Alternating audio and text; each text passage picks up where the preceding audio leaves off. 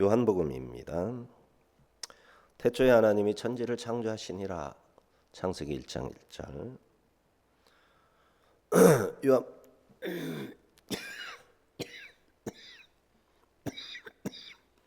요한복음은 태초에 말씀이 계시니라.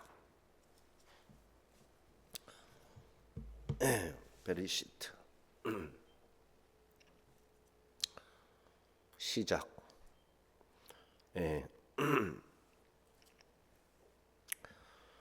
창세기의 태초는 우주와 시간, 피조세계가 처음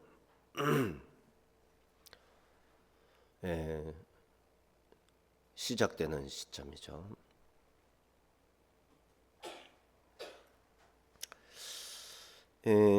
요한복음의 태초는 그보다 앞서서 선제, 영원까지 요한복음에 영원이 있고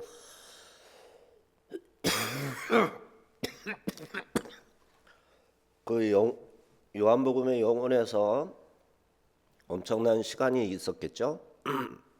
과학자들은 뭐 수십억 년, 뭐 수백억 년 이렇게 보기도 하지만은 우리는 뭐 성경에 있는 것만 믿어도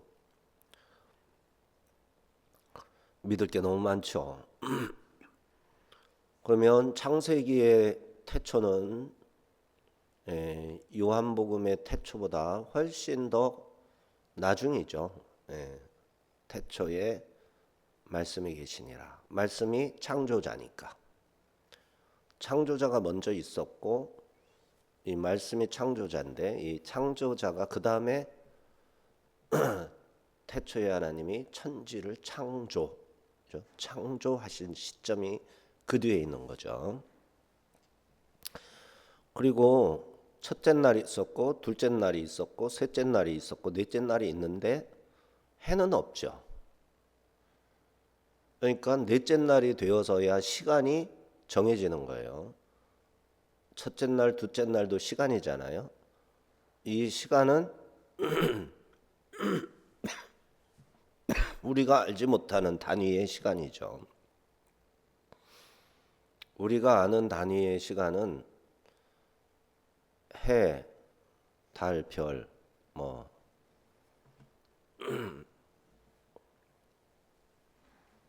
태양을 한 바퀴 지구가 돌면 그게 1년이죠.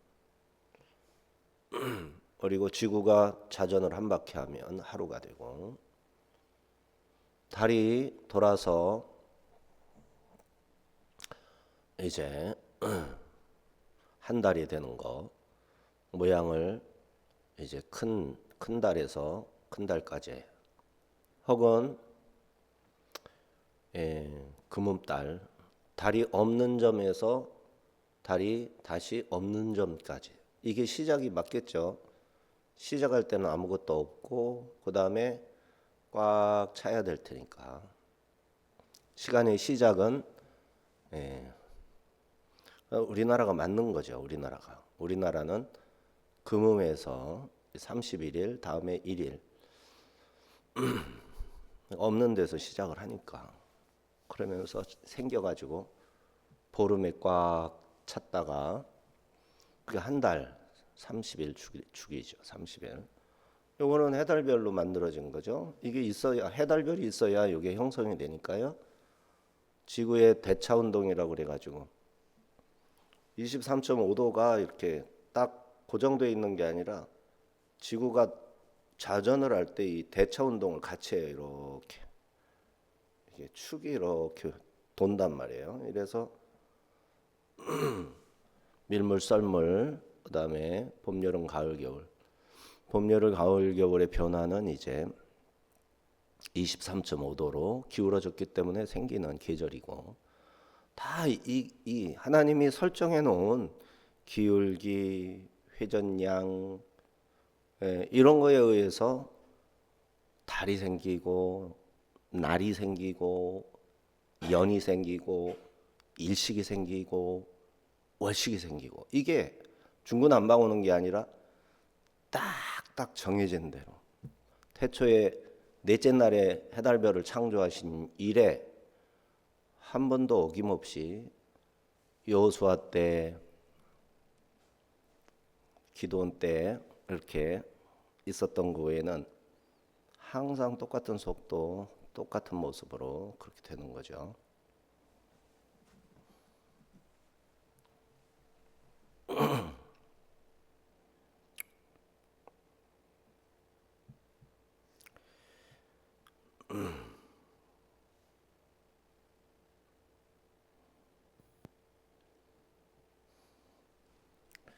자, 요한복음의 태초, 창세기의 태초.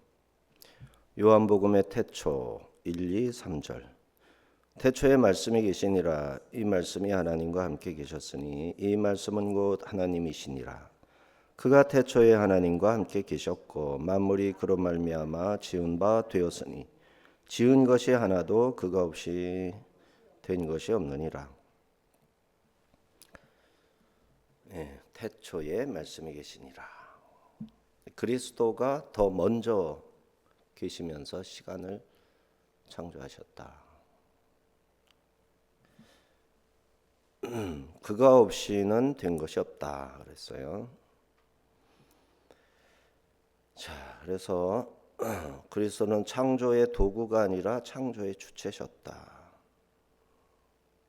아버지의 창조 사역에 함께 하셨다.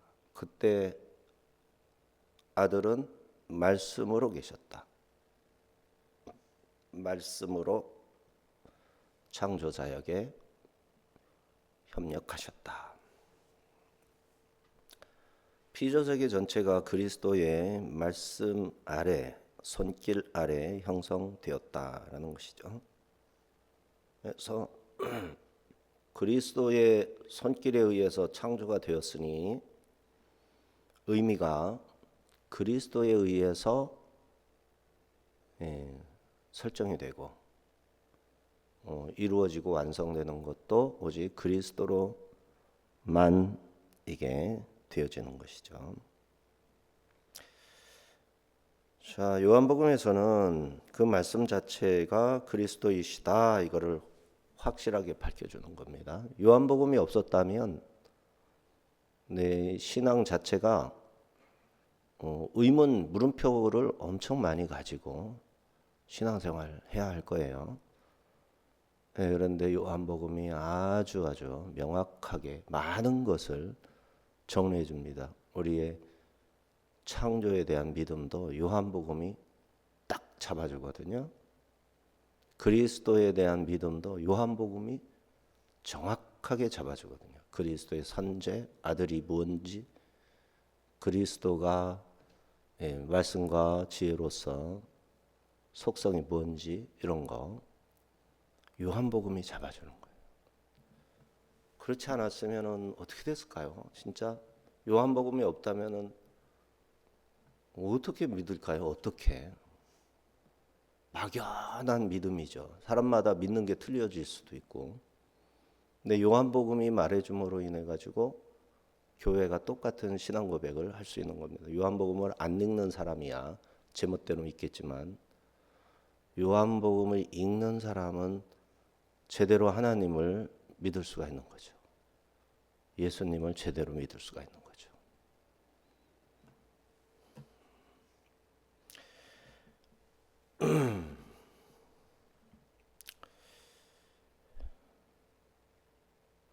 사절 5절 그 안에 생명이 있었으니 이 생명은 사람들의 빛이라 빛이 어둠에 빛이 돼 어둠이 깨닫지 못하더라.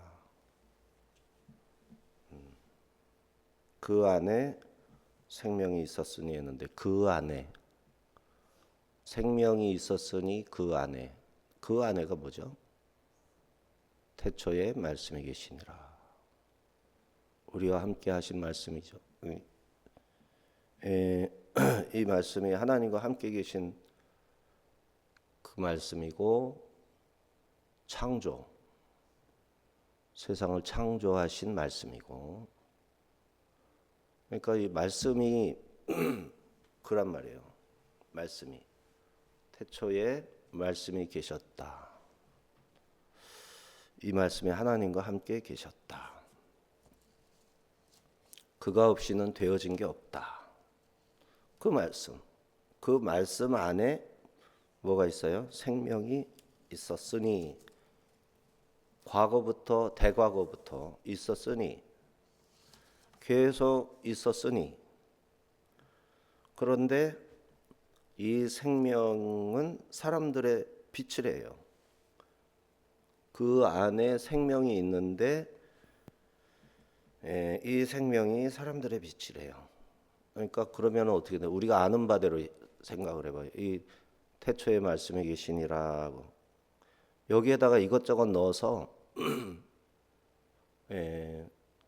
생각을 해보면 되거든요. 그래서 말씀 안에 생명이 있는 거죠. 근데 그 말씀은 예수님이죠. 그리스도, 예수 그리스도 말씀이 나중에 육신이 돼서 우리 가운데 함께 거하신 분이 성육신하신 예수님, 하나님의 아들이니까.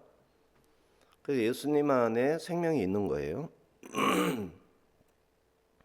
근데 예수님 안에 이제 생명이 있는데 그 생명은 살아있다 이 개념이 아닌 거죠.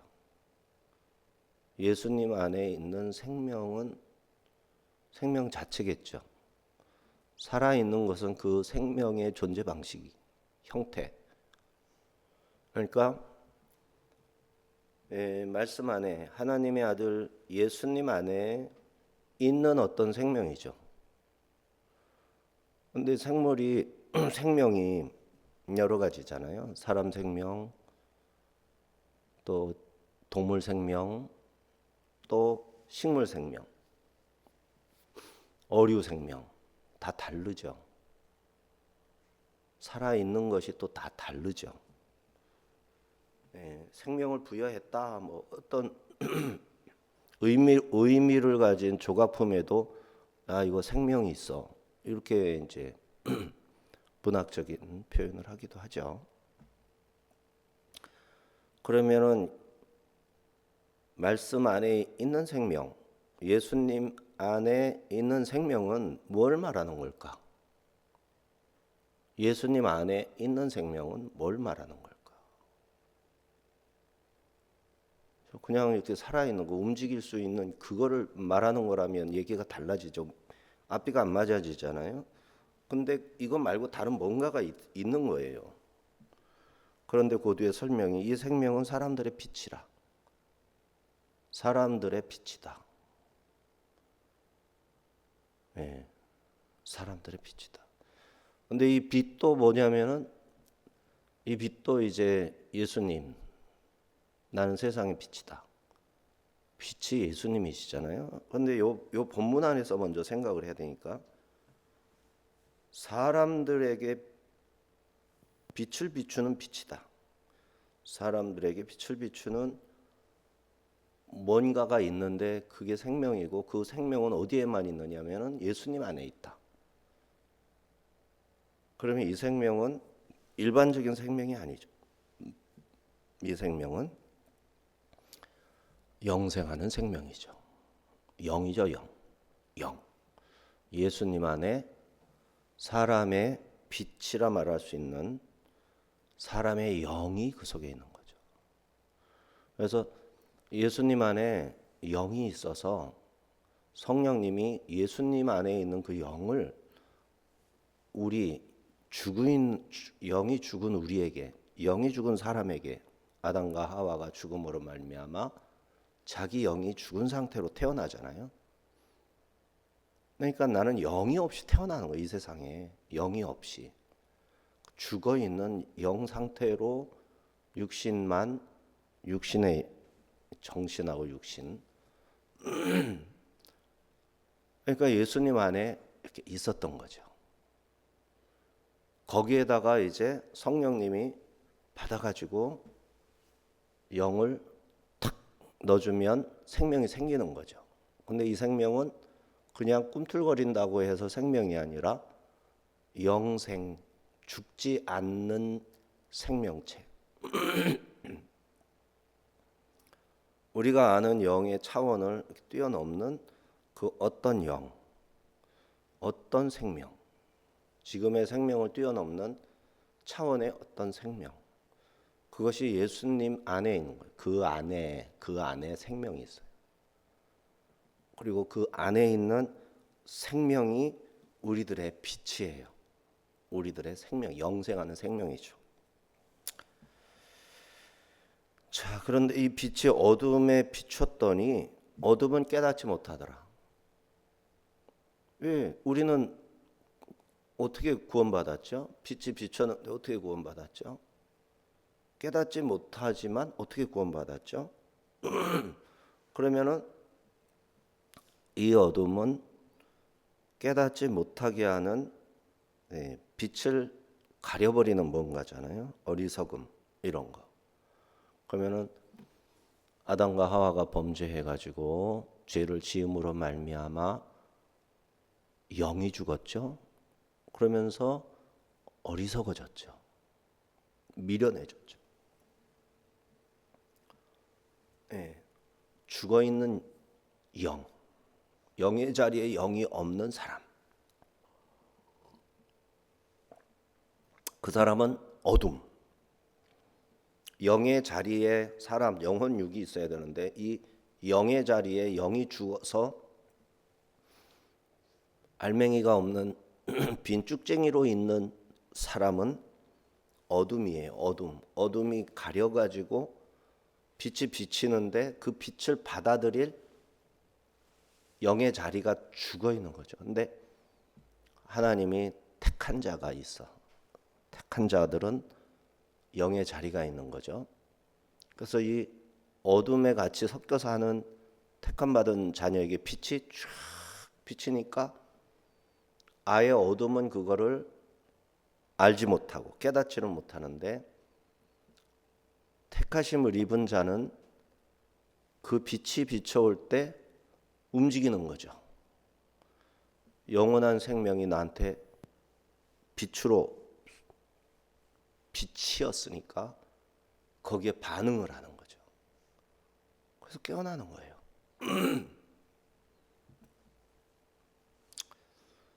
자, 그래서 조예입니다. 조예. 그 안, 다시 말하면 그 안, 말씀 안에 만물을 지으신 말씀 안에 생명, 조예가 있었고 이 생명이 사람들의 빛이고 이 빛, 말씀 안에 생명이 어둠에 비치니 어둠에 속한 모든 것들은 깨닫지 못하죠. 그래서 조예는 살아 숨쉬는 상태의 무엇이 아닌 하나님 안에 속해 있는 생명으로 영원한 생명, 창세 이전부터 아버지 안에 있었던 그 생명이 그리스도 안에 충만하게 깃들어 있다가 빛이 비칠 때 이 생명이 건너오는 거예요. 충생. 이중적으로 태어나는 거. 처음에 태어날 때는 지상생명으로 태어나잖아요. 말씀 안에 있던 그 빛 생명이 빛을 비추니까 지상생명으로만 있던 내가 또 다른 생명이 여기에 중복돼서 또 태어나는 거예요. 중생이란 건 두 번 태어났다라는 거지만 두 개가 중복되도록 태어나는 겁니다. 하나는 죽고 다음 거가 왔을 때도 두 번째 혹은 두 번 이렇게 말할 수 있는데 그게 아니라 원래 있던 생명에다가 또 하나의 생명이 얹혀져서 같이 있게 된 상태가 중생이에요. 그래서 영원한 생명을 가지게 된 거죠. 근데 영원한 생명은 한번 죽었다 태어났고 그 생명 말고 지상 생명은 어떻게 되는 겁니까? 갈아입는 옷이 되는 거예요. 얘는 죽어도 상관없는 거예요. 속의 영은 살아있기 때문에. 그래서 이 육신은 벗어버리고 주님 나팔 불 때 오시면 주님께서 새 옷을 갈아입듯이 새 몸을 입게 되는 거예요. 이렇게 되는 겁니다. 이게 요한복음에서 확정해 주잖아요. 우리가 알고 있는 게 바울 사도가 고린도 전서 15장에서 말씀한 것이 그렇게 되는구나. 다시 말하면 하나님과 함께 하시며 창조를 행하신 말씀 안에 생명이 있어서 이 생명이 사람들에게 빛을 비추고 이에 어둠은 깨닫지 못하고 어둠에 속하지 않은 자에게는 이 빛이 믿음을 일으켜 빛의 본질인 생명, 생명의 본질인 말씀, 말씀의 본질인 하나님 안에 살아있게 말씀의 본질은 하나님이시죠. 그래서 우리 생명은 중생한 생명은 하나님의 고향이에요. 이 땅에 생애를 마치면 옷을 벗어버리니까 깃들 데가 없죠. 영이 어디에 있을 수가 없잖아요.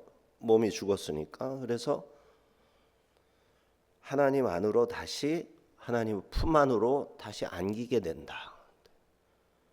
하나님의 품 안에 보호 조치가 된다. 그래서 예수님이 다시 오실 때 예수님을 따라와서 공중에서 지상에서의 몸이 다시 일어날 때 거기에 이제 옷을 입듯이 입게 되는 거죠. 그러므로 말씀이신 그리스도는 우리에게 생명을 주신 분이요 생명 그 자체이십니다. 그분 안에만 인간은 참 존재의 의미를 얻고 그분의 생명에서 출발한 믿음의 빛, 이 빛에다가 믿음을 넣으면 말이 잘 되거든요. 요한복음 1장에 빛이라고 빛을 비추었다. 그거를 이제 믿음이라는 말을 넣으면 이제 문장이 완성이 되는 거예요. 그래서 이 믿음의 빛이다 이렇게 표현하면 됩니다. 그래서 믿음으로 중생을 하는 거니까 믿음은 또 내 속에서 나오는 게 아니라 선물로 받은 믿음이라 해야 되니까 그리스도께서 빛을 쫙 비출 때 그 빛이구나. 여기 믿음이란 말이에요. 믿음이 나한테 와서 그리스도를 보게 되면 나에게 온 믿음이 내 믿음이 되어서 성령도 알아볼 수 있게 되고 중생한 자로 이제 살 수 있게 되고 이렇게 되는 거죠. 자, 그래서 우리의 영적인 심장이 살아서 뛰기 시작한다. 근데 육체적인 심장은 원래 그냥 있다가 이제 죽기도 하고 그러는 거고 중생할 때 영의 심장이 뛰기 시작하는 거죠. 그래서 산자의 하나님 할 때의 산자가 되는 거죠. 깨닫지 못하더라 하신 말씀은 어둠에 가려져 창조의 말씀이 누구신지 말씀 안에 생명은 또 무엇인지 생명의 빛은 또 무엇인지 도무지 이해하지 못하겠다. 이게 깨닫지 못하더라. 빛은 비쳤는데 세상은 그 빛을 알아보지 못해서 자기의 어둠에 스스로를 더욱 강하게 가두고 말았다라는 겁니다. 말씀 안에 있는 생명의 빛은 어둠 속에 감춰진 생명을 찾아냅니다. 그래서 이 생명이 사람들의 빛인 것이죠. 빛은 내적 조명이라는 신비로운 사역을 통해 어둠에 감춰져 있던 생명의 빛을 비춰서 그 생명을 영생하는 생명을 다시 살아나게 하는 겁니다. 그래서 우리의 지금 생명이 이 생명은 죽을 생명이고 근데 성령을 통해서 중생한 영이 들어온 그 생명은 죽지 못하는 생명이죠.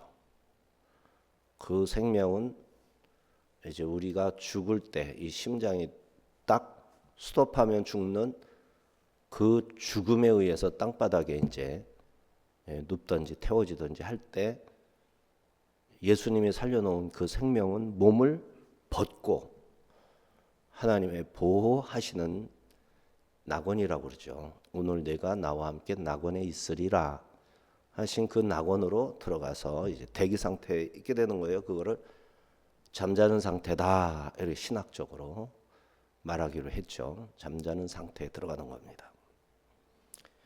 자, 그리스도의 빛이 우리 마음을 비출 때 이 빛은 우리로 단순한 알을 얻게 하는 것이 아니라 생명을 변화시키는 능력을 행하여 말씀의 빛에 비추이는 곳마다 살아난 생명들이 하나님을 찬양하게 하는 것입니다. 그리스도의 생명이 내 안에서 깨어날 때 영적 생명의 박동이 시작되는 것이죠. 6절 8절은 문체가 바뀌어요. 이제 찬가로 기록을 했었는데 산문으로 운문으로. 근데 여기서는 리듬감 있던 운문에서 이제 산문체, 산문체. 운율이 있는 운문이 아니라 그냥 정보 서술에 해당하는 산문, 이야기 전달에 해당하는 산문체로 바뀌는 겁니다. 요한에 대한 산문체.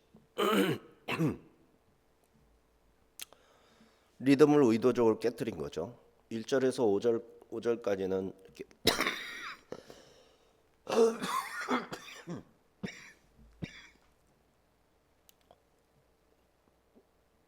노래하듯 하다가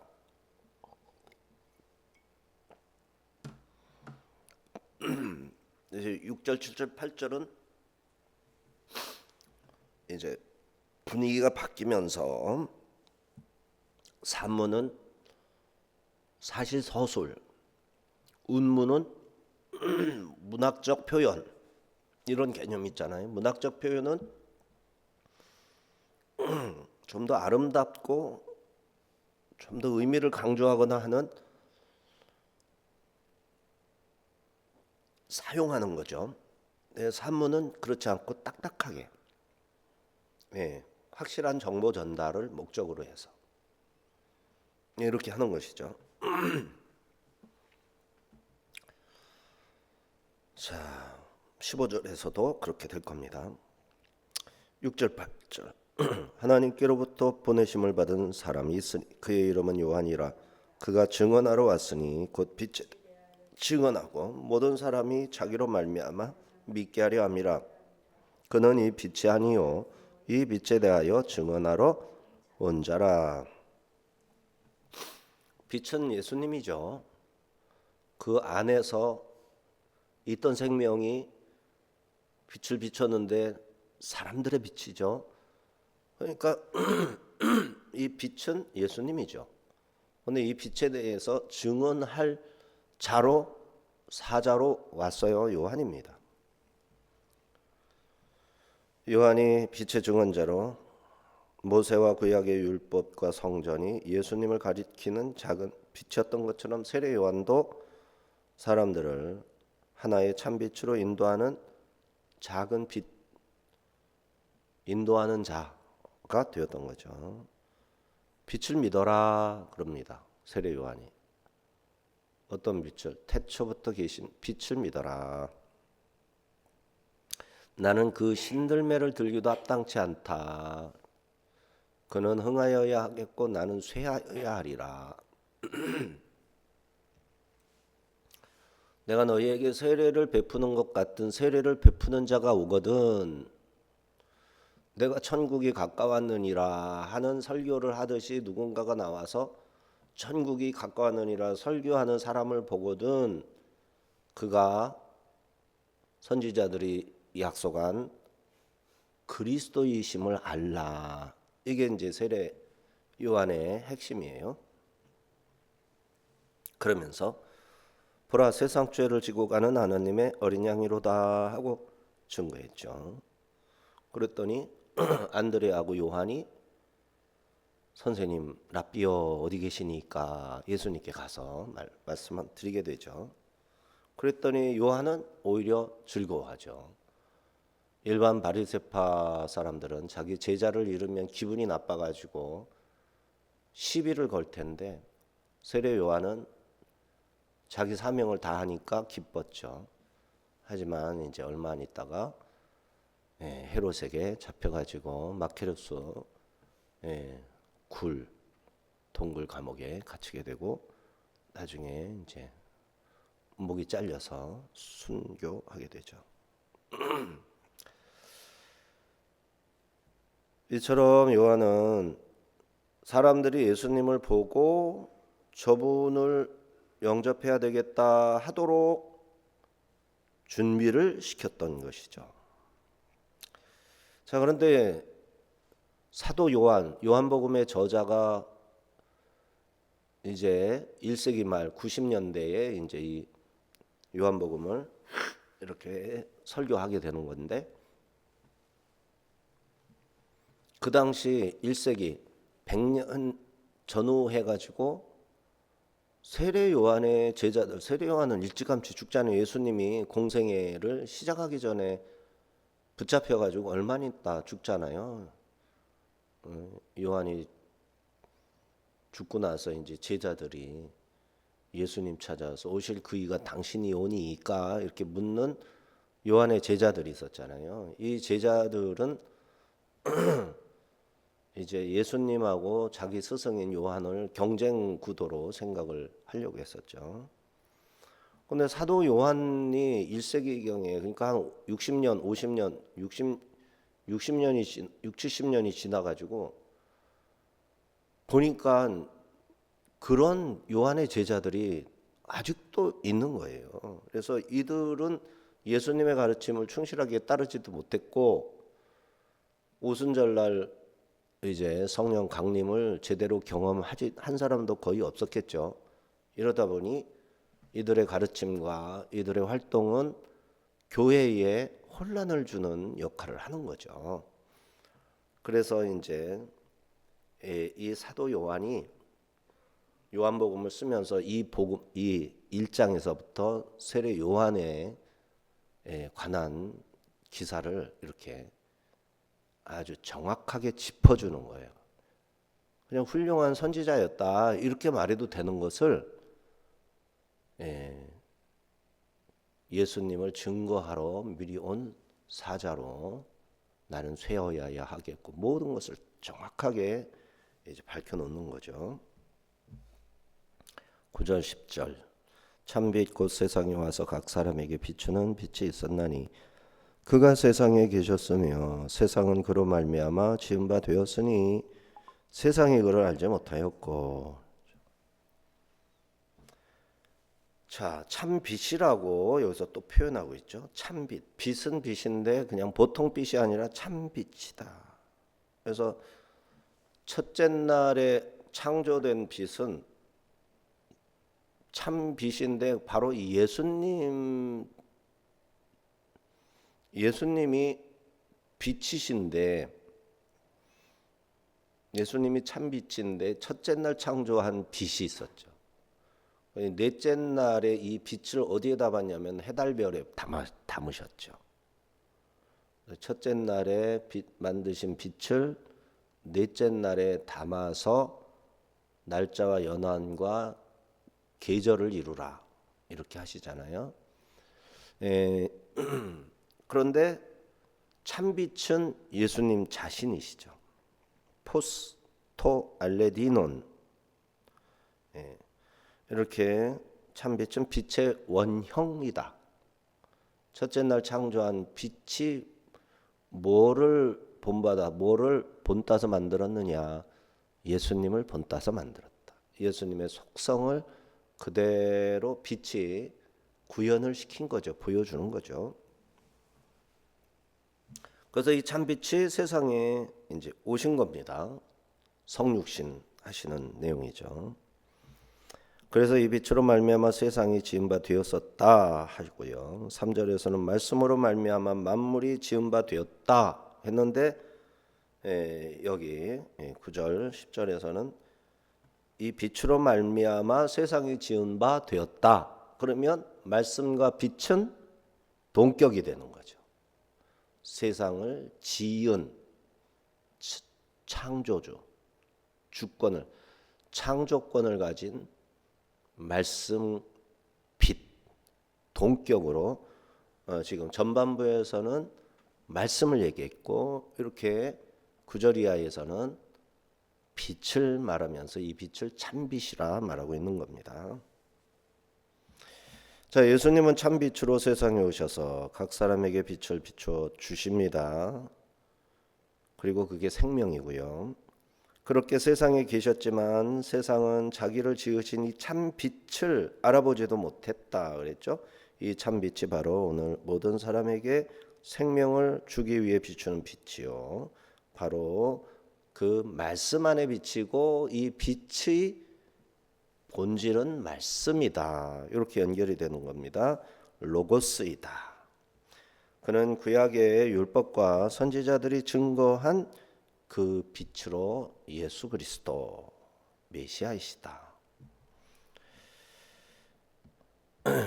10절 11절 그가 세상에 계셨으며 세상은 그로 말미암아 지은 바 되었으되 세상이 그를 알지 못하였고 자기 땅에 오매 자기 백성이 영접하지 아니하였으니.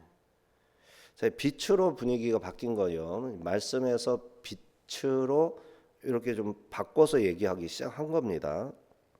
근데 이 요한의 이 글쓰기가 너무너무 은혜스럽고 완벽해요. 그래서 이걸 잘못 해석하면은 요한의 그 설명을 오히려 더 헷갈리게 만들 수도 있겠죠. 그래서 밤새도록 제가 이거를 이제 주석을 했는데 사실은 1시간 남겨놓고 싹 거의 50% 60% 정도를 싹 밀어버렸단 말이에요. 너무너무 방대해 양이. 그러고 나서도 지금 설교하면서는 이 원고를 거의 안 보고 그냥 성경 본문만 보게 되는 이유가 성경 본문의 뜻이 혹시 이렇게 이제 바뀌어질까봐 듣거나 말할 때 의미가 이렇게 돌아설까봐 바뀌어질까봐 그래서 본문이 더 중요해지는 거죠. 이 내용이 너무너무 중요해요. 우리의 믿음의 기초에 기둥으로 딱 세워놔야 되는 거잖아요. 요한복음이. 너무너무 중요한 본문을 우리가 요한복음 전체가 다 중요하지만 지금 1장 이 부분은 일찌감치 이 1장을 읽어서 끄떡끄떡하면서 읽을 수 있으면은 제 기억, 제 경험상으로는 절대 교회를 그만두거나 예수님 믿는 것을 태만히 못할 것 같아요. 너무너무 이게 그냥 그 지혜 말씀과 지혜로서의 이제 예수님의 속성이 요한복음에서 거의 다 이렇게 확 드러나게 있으시기 때문에 여기서도 그가 세상에 계셨으면 세상은 그로 말미암아 지은 바 되었다. 10절에서 다시 언급이 되죠. 그랬는데 세상이 그를 알지 못했다. 어둠의 비침에 깨닫지 못하더라가 바뀐 말로 세상이 그를 알지 못했다. 이게 반복 구조예요. 어떤 틀을 만들어 놓고 그 틀을 다시 이제 작동을 시키면서 말 바꾸기를 하는 거예요. 그렇게 하면서 하나님을 우리가 어떻게 이해합니까? 우리는 사람이고 하나님은 하나님이신데 그 완벽한 이질적 존재를 이렇게 반복적으로 하면서 그 자리에 놓일 단어들을 조금씩 바꿔가면서 하나님께 대한 이해 가능성을 높이는 거예요. 근데 이제 유심히 보는 사람한테는 끝도 없이 나오는 거예요. 이 지혜로운 하나님 지식이. 그러니까 성경에서 눈을 떼지 않는 사람은 시간을 버리는 게 아니라 수지 맞는 거예요. 성경만 보는 것을 보통 할 일 없는 사람으로 생각하기 쉽잖아요. 절대 그렇지 않은 거예요. 가장 지혜로운 사람인 거예요. 그 사람이 가장 중요한 일을 하는 거고 가장 소중한 시간을 가장 가치 있게 쓰는 것이 성경 보는 것이다.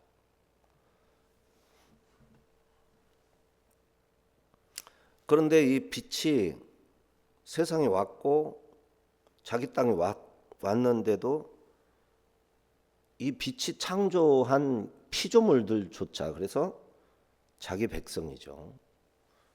예수님이 만들어 놓은 이 사람들이 예수님을 영접하지를 않아. 못 알아봐요. 깨닫지를 못하고. 세상은 그분을 알지 못했고 자기 백성들조차 그분을 맞이하지 않습니다. 이는 인간의 죄가 얼마나 깊은 어둠 가운데 있었는지 말하는 것이죠. 영접한다, 환영한다 정도의 인사 차원이 아니라 마음의 중심의 주인으로 왕으로 모셔드리는 것이 영접하는 것이다. 내 인생의 주인됨을 고백하고 그분 앞에서 나의 애자를 내려놓는 것. 옛날에 왕노릇하던 자존심이라든지 이런 거 다 이제 내려놓고 예수님이 주인 되게 하는 거. 이게 영접이다. 12, 13절. 영접하는 자 곧 그 이름을 믿는 자들에게는 하나님의 자녀가 되는 권세를 주셨으니 이는 혈통으로나 육정으로나 사람의 뜻으로 나지 아니하고 오직 하나님께로부터 난 자들이니라. 요한이 또 덧붙이기를 그 이름을 믿는 자들에겐 하나님의 자녀 되는 권세를 주신다. 영접하는 자 곧 그 이름을 믿는 자들에게 주신다. 이렇게. 그러니까 우리는 예수 그리스도를 믿습니다 하고 생각만 하는 게 아니라 말로 할 수 있어야 돼요. 세례도 받아야 되지만 그러면은 예수 그리스도를 영접한 사람이죠. 그리스도의 영을 나의 마음 중심에 모신 것이죠. 자, 이름을 믿는 겁니다. 이렇게 표현을 하는 거죠. 예수님이라는 이름 속에 우리 주님의 인격도 사명도 신성도 구속의 능력도 다 담아 놓으셨기 때문에 그 이름을 믿으면 예수님 전체 존재를 신뢰하고 의지하는 게 되는 것이죠. 우리는 단지 예수라는 이름을 부르는 사람이 아니라 그 이름에 따르는 구원의 실제를 붙든 것이죠. 그분의 희생이 내 죄를 덮었다라는 것을 믿고 그분의 생명이 내 안에 들어와 나를 새롭게 하셨다라는 사실을 믿는 겁니다. 그렇게 영접하며 믿는 자에게 하나님께서 놀라운 약속하신 은혜를 이제 주시는 겁니다. 하나님의 자녀가 되는 권세를 주셨다 했을 때 12절 여기서 권세 엑수시아 자격증 허가증 이런 게 아니라 신분의 변화 새로운 존재로서의 권세를 말합니다. 이제 우리는 더 이상 죄인의 신분이 아닌 자유민 하나님의 자녀된 자 하나님의 가족된 자의 신분으로 엑수시아를 받은 겁니다. 권세 이거를 침해할 자가 없는 거죠. 나에게 주신 분만이 그것에 대해서 내놔 하실 수 있었는데 줬다 뺏는 분이 아닌 거죠. 그런데 주신 분이 아닌 자가 감히 이것을 이제 뺏어가려고 하는 거예요. 사람이 사람을 권세를 가진 자를 이렇게 무시하고 멸시함으로 가치 없게 하고 스스로가 그것을 믿지 못해서 하찮이 여기고 이런 일이 발생하지만 사탄은 그 누구보다도 무엇보다도 예수님으로부터 받은 권세를 해코지하려고 덤벼들겠죠. 그런데 우리가 믿기만 하면 감히 손도 못 대는 거죠. 왜? 주신 자가 창조주, 주신 자가 만왕의 왕이신 예수님이시기 때문에 그 누구도 예수님이 부여한 그것을 취소시킬 수 없고 뺏을 수가 없고 이렇게 되는 거죠. 자녀가 된다는 법적인 선언 그 이상의 생명의 연합을 의미합니다. 우리는 하나님의 사랑 안에 다시 태어나 그분의 성품을 닮아가는 존재가 되었습니다. 요한은 이렇게 덧붙입니다. 이는 혈통으로나 육정으로나 사람의 뜻으로 나지 아니하고 오직 하나님께로부터 난 자들이니라. 하나님께로부터 나다. 이거는 복음의 심장과 같죠. 우리는 이제 세상 질서에서가 아니라 하나님의 생명의 줄기에 접붙임 받은 사람들입니다. 그분의 숨길로 살아가며 그분의 사랑으로 세상을 바라보는 새로운 존재가 되었습니다.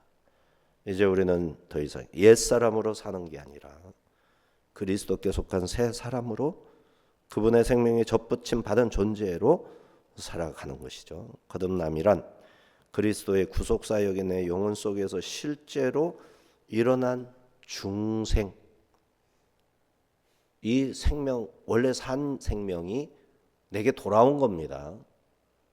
아담의 범죄로 인해서 떨어져 나갔던 그 빈 자리에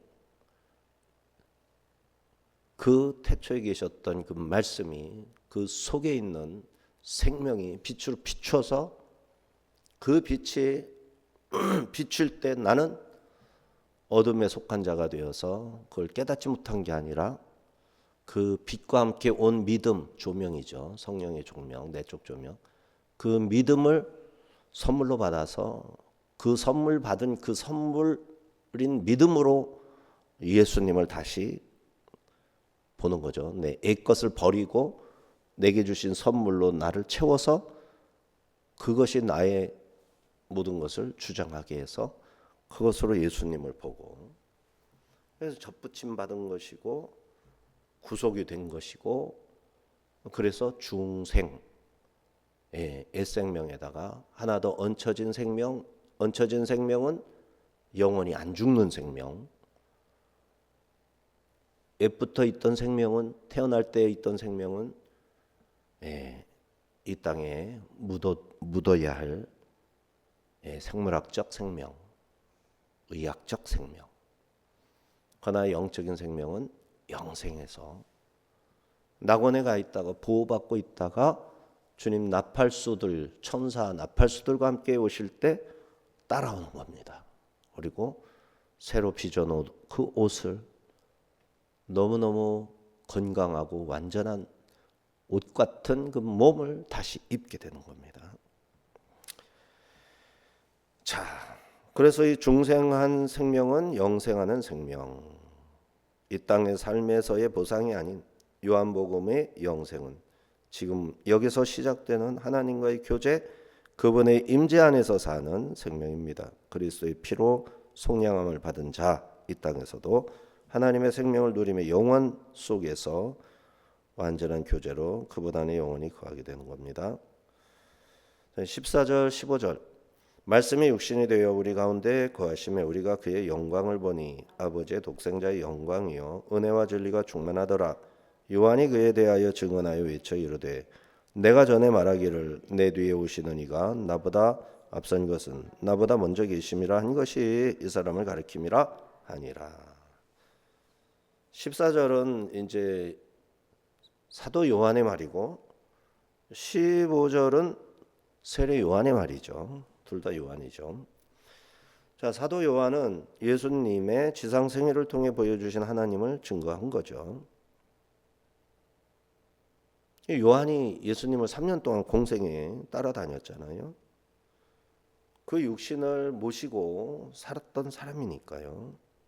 그럼에도 불구하고 예수님에게는 영광이 있었다. 하나님의 외아들의 영광이었다. 독생자의 영광이었다. 이렇게 말을 합니다. 자, 하나님의 아들은 하나님이죠. 하나님의 손자도 하나님 돼야 되죠. 개의 아들은 개죠. 개의 손자도 개고요.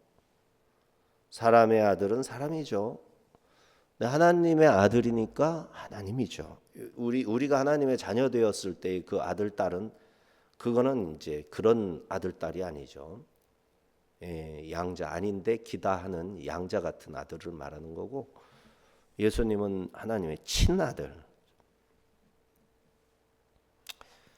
세례 요한은 내가 전에 내 뒤에 오시는 이가 나보다 앞섰는데 바로 이분이 그분이시다. 확실히 예수님은 사람이 되셨음에도 아버지의 독생자의 영광을 가지셨었고 멀리 계신 분이 아니라 가장 낮은 곳까지 쑥 내려와서 우리 곁에 오셔서 우리 가운데 함께 거하시는 분, 임마누엘 하나님이시죠.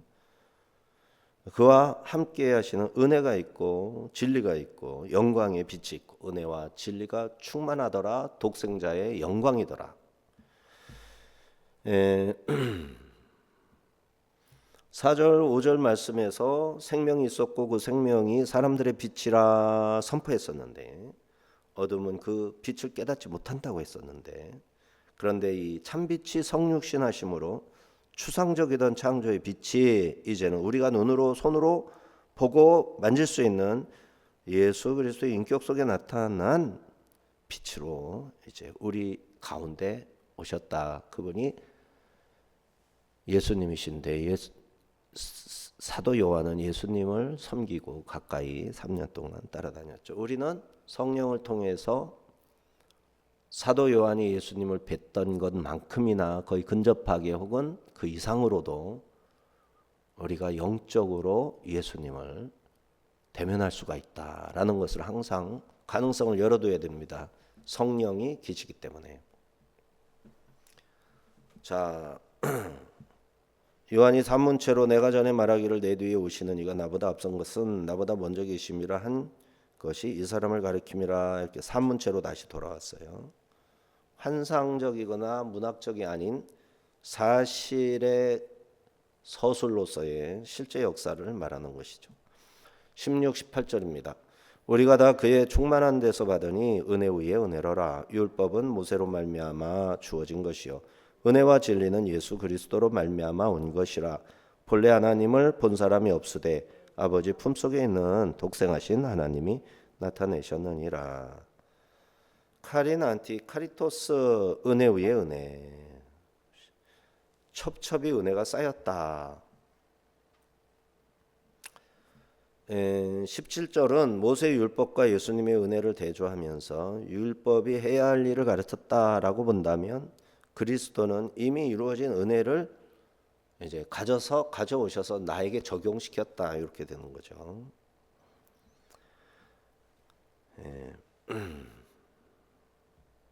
18절에서 성육신하신 독생자께서 이 땅에 나타나심으로 하나님을 보여주셨다라고 표현하고 있습니다. 성육신하신 예수님은 자기를 보여준 게 아니라 하나님을 보여주기 위해서 사실은 성육신하셨다. 독생하신 아들 안에 나타내셨느니라. 아버지가 그 아들 안에 다 자기를 담아서 보여주시는 거예요. 결론적으로 본래 하나님을 본 사람이 없지만 하나님 품속에 계신 독생하신 하나님이 나타내신 거다. 오라켄, 보았다. 시각적 경험만이 아니라 누구를 방문하거나 만난 보았다. 그래서 우리는 그리스도를 보면 하나님을 보는 겁니다. 삼위일체 하나님이시기도 하고. 자, 기도합니다. 하나님 아버지 감사합니다.